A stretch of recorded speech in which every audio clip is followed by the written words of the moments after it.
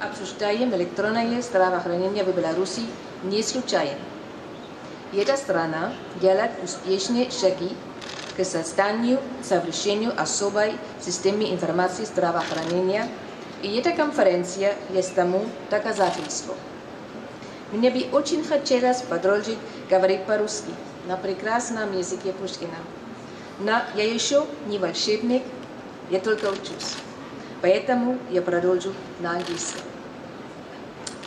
In my presentation, for which I'm very grateful and I greatly appreciate the support of the Ministry of Health of the Republic of Belarus, I want to outline why health information and e-health is the key and the foundation for everything you do in public health. Please bear with me while I'm actually moving my slides in English, while at the same time you're seeing the slides in Russian. Health information systems were labeled by the World Health Assembly, that is the 194 countries of the WHO, as the foundations for health systems and health policy. In 2007, a resolution was passed that made it very clear that countries believe that it is critical to have good health information for decision making. They also were convinced of the importance of health information at a very high quality disaggregated level. But, and this is really for us the key element, they said, we acknowledge that health information systems are actually the foundation of health systems and health systems strengthening and policy. So in other words, you cannot have a strong health system without a strong health information system. But the member states of the European region, the 53 countries of Europe, went a lot further than the World Health Assembly.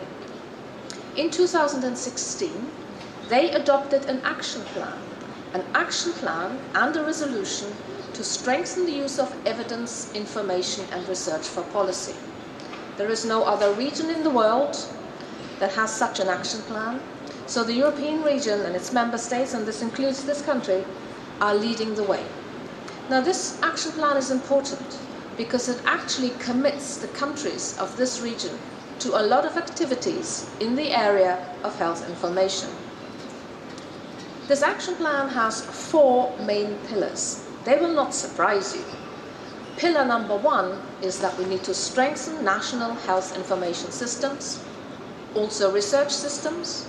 We need to increase our capacity to use this evidence for policy, in other words, knowledge translation.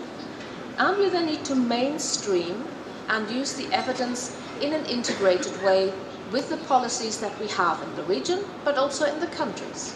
In the region we have Health 2020, this country has its own national health policies. Now what was important about this, and this was the resolution that was adopted by the member states with the concrete actions, is that this should all be conducted under the umbrella of the WHO European Health Information Initiative. I will come to that a bit later because this is very, very key. This is an initiative that brings coordination and harmonization. Now this was adopted through a resolution. That means this is for the member states of this region a binding activity. But there are some myths that are going around about health information in Europe, and I just want to touch upon a few of them. I know that in this country you are actually resolving these. First, a lot of people think health information in Europe is complete, very harmonized, and it complies with international standards. They also believe that Europe has a very well-coordinated network of networks, and that a lot of initiatives in health information exist and that they're very well working together. And of course there is the myth that European countries have policies that are entirely based on evidence. Of course, we know, as health information people, that is not the case. There is not a single country in the world that has the perfect health information or e-health system. And of course it cannot be the case, because if you look just at 3 frameworks that countries have committed to in order to collect information, you will see immediately the challenge. just looking at the Sustainable Development Goals, you have not only a lot of goals and targets, but more than 300 indicators. If you look at Health 2020, our European policy, again, targets and indicators. And if you then look at the Global Action Plan, another set of targets and indicators. That is a lot to report on, and you need a very good system in the country to do that. So, when the United Nations Economic Commission for Europe, the UNEC, looked at the SDGs, they found that even in the best case scenario, only 50% of SDG indicators can be reported. That's the best countries in the world, and that's of course the European region. That is very sobering. That means even the best cannot report everything. So they do need a lot of help. That also means you can only report on 76 out of the 169 targets. So what does that mean for us in the European region? Well, we need a very well-functioning health information system. And here you see the list of things that are required to do so. I will not read it out. You can read it for yourself. But it goes from humans with skills to machinery, that is, mechanisms, platforms like e-health. But what is important is also governance mechanisms. They often fall off the table. Rules on how you operate the system is one thing, but how it's governed, who is involved, is another. And for a good health information system and an e-health system that supports it, this is key. Now, WHO Europe, of course, is there to support you and support every country with all of these issues. We sometimes even help with fundraising efforts. That is very difficult for us. The other things are more technical and are more in our domain. So where in Europe do we have good practices of functioning health information systems? Let me say from the start that the European region is very fortunate. The 53 countries of the European region have very good health information systems compared to many other regions of the world. And we're thinking of countries, for example, where there's no health information system. Some countries in Africa, some countries in Asia still struggle. But the practices vary, and they vary actually enormously in a very heterogeneous region. Let us just look at, for example, Scandinavia. There we have extremely good health information systems. The reason why they are so good is that they do what you're doing. They are planning with a personal identification number for all citizens. Everybody is born with a number, and that is used for everything in an electronic fashion. The system of health is fully electronic. There's no paper, and that is a great strength.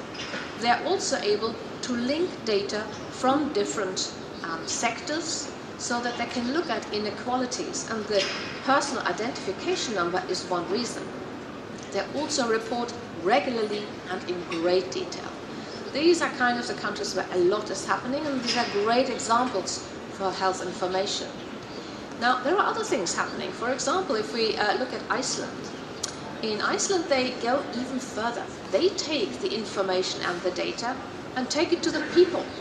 They have town hall meetings where they discuss the results and get feedback. And finally, we have something very special happening in Finland, and this will be reported also at the regional committee in September in a ministerial lunch. We hope, of course, that the Minister of Health will join us for that.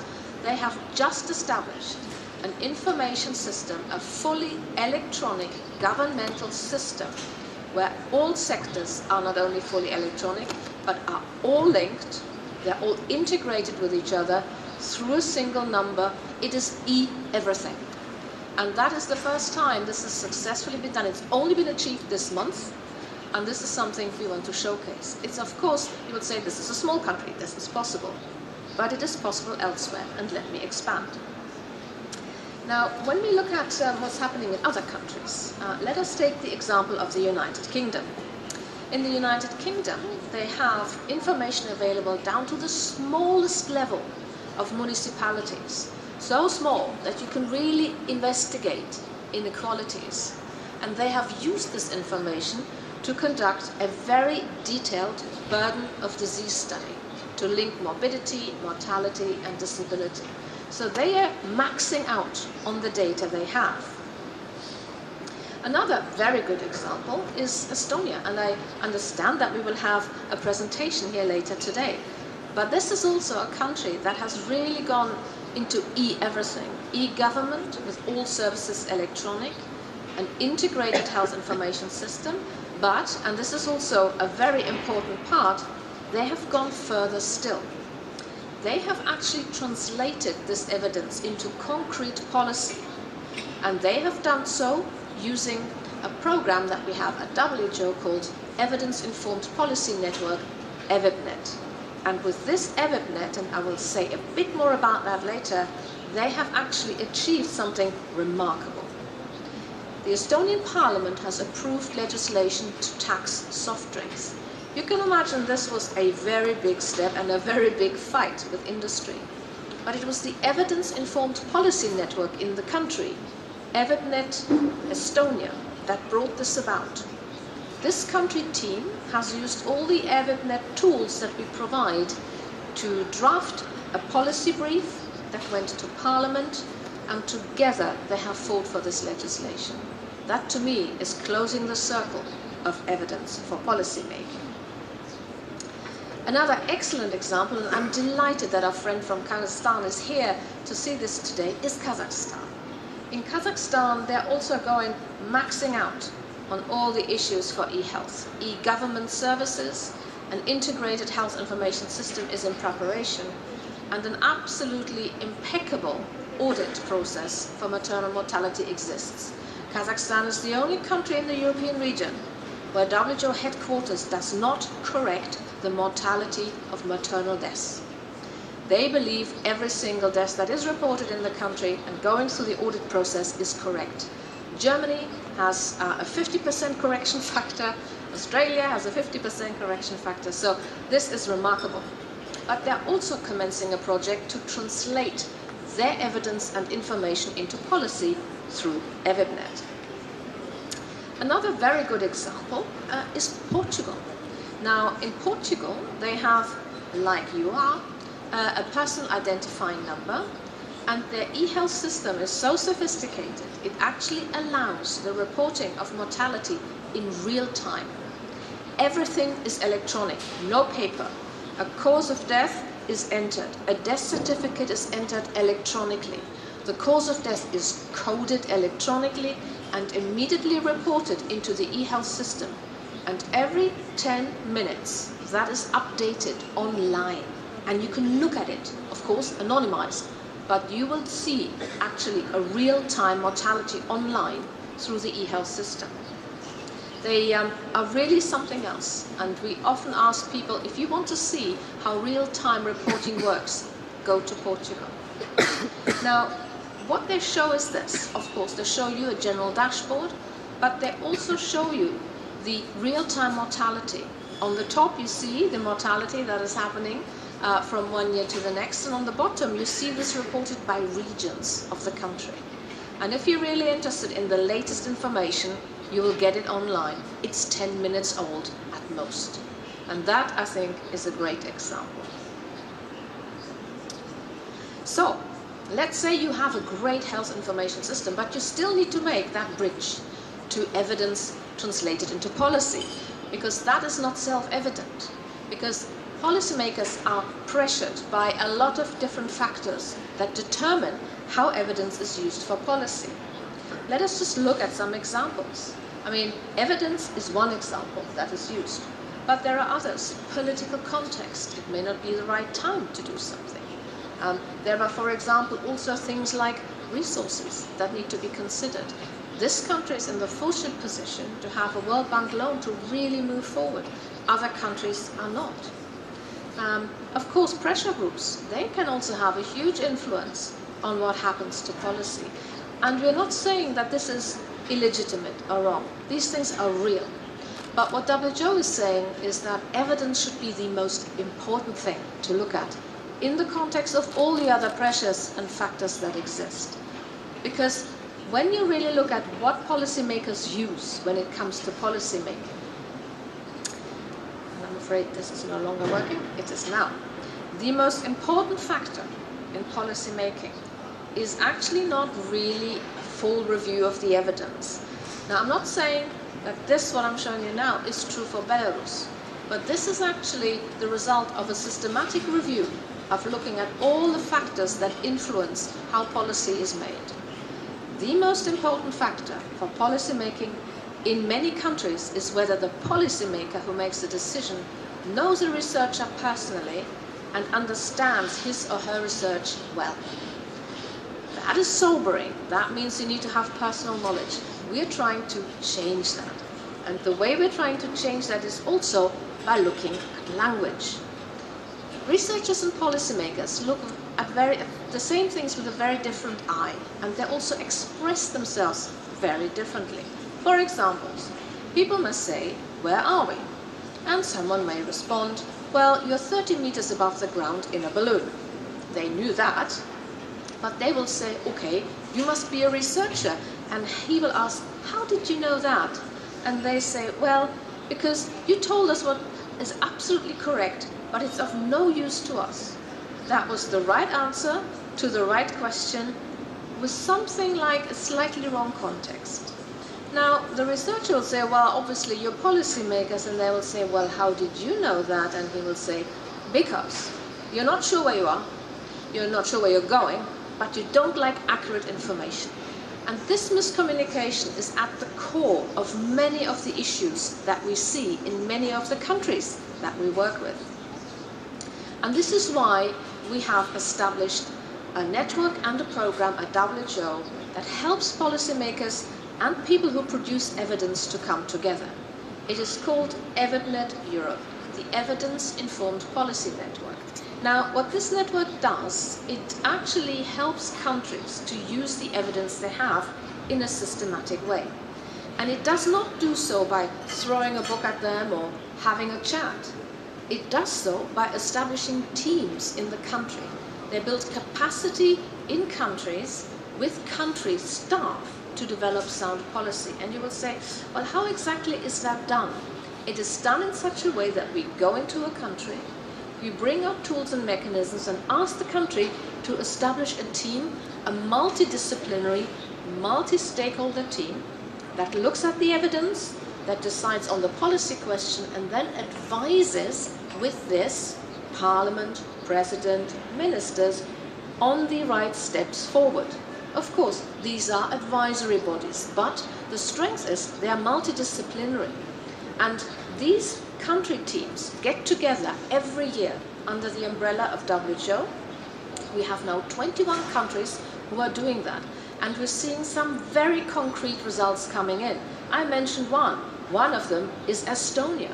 The policy brief that led to the sugar tax came directly out of EvidNet Estonia country team. So these are not trivial chat groups. These are real hard-working teams that promote the systematic use of evidence in the country. But of course, you also need to know whether your health information system that's producing the evidence is working well. WHO has a tool and works with countries to do so. Now, this was requested by our member states, and this is why we put this together to assess health information systems and e-health. It was developed by the 17 countries that are part of the European Health Information Initiative, and it does actually assess everything, including whether health information strategies are in place. It is, of course, available in English and Russian, and we have used it in this country just 2 months ago for a very comprehensive assessment. We had an excellent meeting with the minister afterwards, and some of the recommendations are already either implemented or being implemented. This is a tool that really is very concrete, that helps countries to look at what do we need to do in order to make sure our health information system is fit. Now, people always say, that is very interesting, but what is really the difference between a health information system and a good functioning e-health system? Because these terms are used interchangeably.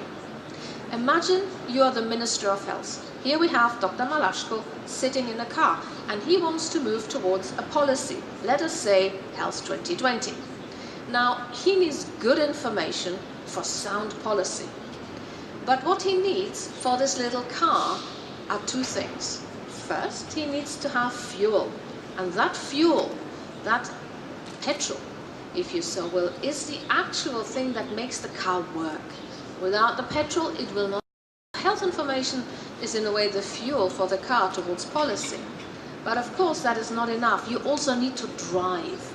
And that is where you need the superhighway, the infrastructure, the electronic platform, and that is what e-health does. So you need both. If you have only e-health and not the fuel, your car will go nowhere. If you have the fuel and no road, you will go nowhere either. But together, this is really the health information system, and this is really what you need. You need both. And the tool that I've just mentioned to you is looking at both. So it is investigating all of it. And of course, when you're driving on the superhighway, you need good rules and good governance, or you will have chaos. And this is why it's so important to have standards of interoperability and standards of governance.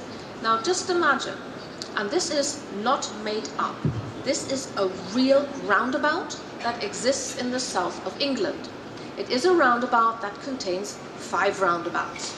Now when I first saw that, I nearly had a heart attack. I was living in England, I came from Germany, and of course they're doing this driving obviously on the wrong side of the road.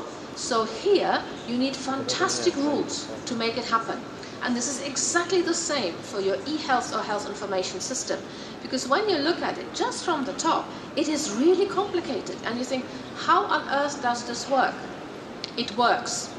It does work because of the rules that are applied. And when I then took a photo of this in the 1990s, I saw for myself how well they do that, because they abide by the standards and they abide by the rules. So how do you get to the rules, and how do you make sure that you really have used the standards that are internationally applied?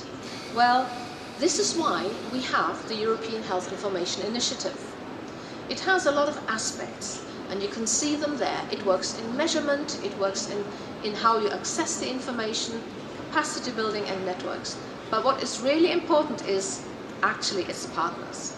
It is a partner network. In other words, it is something that brings people together, and it provides overarching coordination and guidance for all health information activities in the WHO region. Now it is a multi-partner network and is met 10 times. Actually, last week was the 10th meeting of the group. And you will say, well, who's in it? Because if this is for the European region, there must be a lot of members, and in fact there are. 37 so far and growing.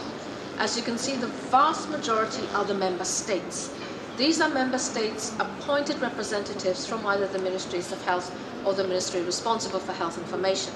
But you can see many other partners there. The European Commission, you see the OECD, you see also international players, the Institute of Health Metrics and Evaluation, the Commonwealth, the Wellcome Trust, a major funder of this work. And together they have decided we want to make sure that we have harmonized information in Europe and interoperability and standards that are used for everyone, so that in the magic roundabout the people don't collide. Now this is really all I wanted to say. I really look forward to getting feedback. I know that Belarus is thinking about the European Health Information Initiative and is moving towards an integrated system that I think in my next presentation I will have as a showcase for another country to show how well things are done in Belarus. With that, I would like to say, Bolcha Spasibo.